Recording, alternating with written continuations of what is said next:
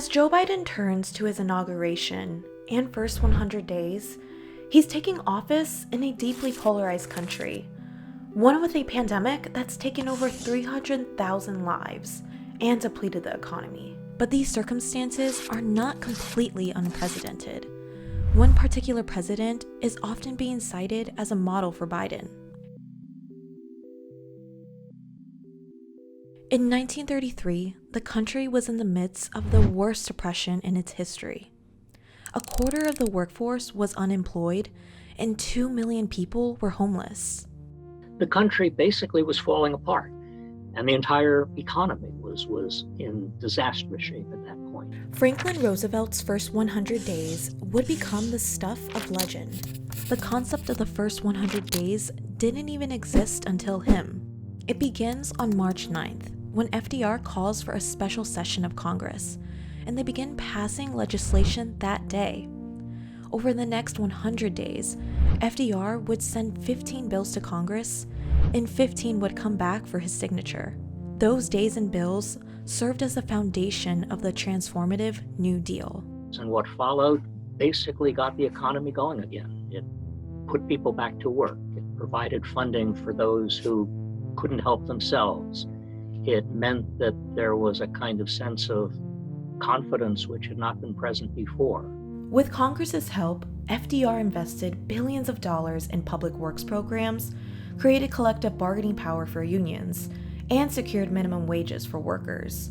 Before FDR, there was no Social Security or unemployment insurance either. There were large-scale projects to basically rebuild the infrastructure of the country. He wanted people to have a sense of dignity. He wanted them to get back to work. And he believed fundamentally the government needed to help those who could not help themselves. These reforms created 18 million jobs, dramatically reduced unemployment, and grew the economy throughout his 13 years as president.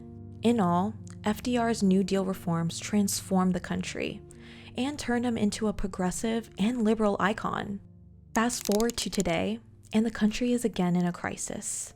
Unemployment has reached its highest since the Great Depression, and COVID has already claimed more lives than World War I, Korea, and Vietnam combined. All of which has pushed moderate Joe Biden to run on arguably the most progressive platform since FDR's New Deal. Post the primary, Joe Biden is in discussions with Bernie Sanders, Elizabeth Warren, as he's trying to move forward and really bring in these more progressive constituencies. And during the pandemic, his policy proposals really were designed around helping as many people as he could, the government coming in and helping as many people as it could. Let's break down Biden's platform into 4 main parts. The first, COVID. Biden's plan consists of a nationwide testing campaign, a 100,000 person public health job corps, using the Defense Production Act for PPE, and investing $25 billion into the distribution of a vaccine.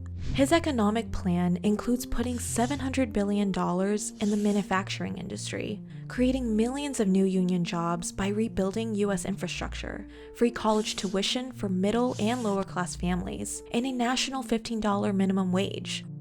For systemic racism, Biden is pledging $30 billion to help support minority-owned businesses, and over $70 billion to historically Black universities and minority-serving institutions. For police reform, he's promising a National Police Oversight Commission, a nationwide ban on chokeholds, and $300 million into community policing measures.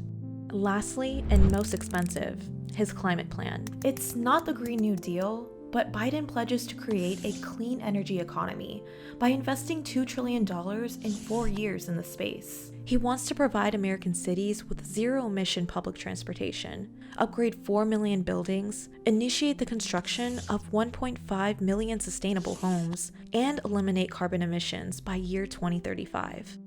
So the question remains, with these lofty and expensive progressive plans, can Joe Biden really be the next FDR? His first and biggest obstacle is Congress.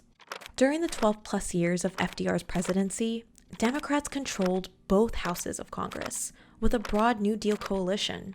He was also lucky that Congress was not as factionalized as it is today. And people did have a sense of affection for one another and a sense of respect for one another. But today, bipartisanship is no longer politically tenable. And the Democratic Party, once hoping for outright majorities in both houses, is now betting everything on 2 Senate runoff elections in a newly shaded purple state in the South.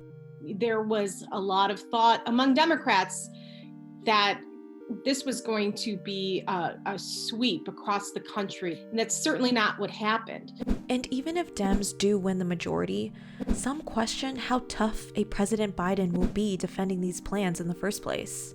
So Biden is sort of described as the ultimate deal maker, and now through the transition it's been a balancing act. He's tried to bring different sides together, and he knows he can't be completely bullish.